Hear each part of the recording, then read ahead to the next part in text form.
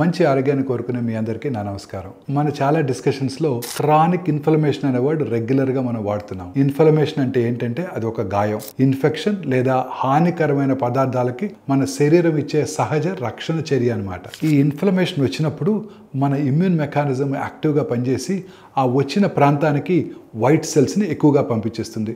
తద్వారా అక్కడ రెడ్నెస్, వాపు మరియు హీట్ ఉత్పన్నం అవుతాయి.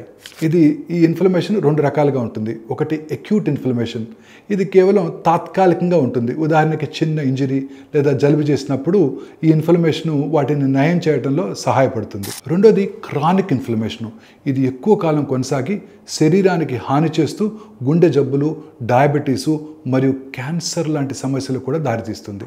క్రానిక్ ఇన్ఫ్లమేషన్ మన లైఫ్ స్టైల్ కారణంగా ఏర్పడుతుంది. ఉదాహరణకి రెగ్యులర్గా ప్రాసెస్ చేసిన ఫుడ్స్ తీసుకోవటం, ఎక్సర్సైజ్ చేయకుండా ఉండటం మరియు కాన్స్టెంట్ ఒత్తిడికి గురవటం. రెగ్యులర్గా ఎక్సర్సైజ్ చేస్తూ హెల్దీ డైట్ తీసుకోవటం మరియు ఒత్తిడిని నియంత్రించుకోవడం ద్వారా ఈ క్రానిక్ ఇన్ఫ్లమేషన్ తగ్గించి మన ఆరోగ్యాన్ని రక్షించుకోవచ్చు.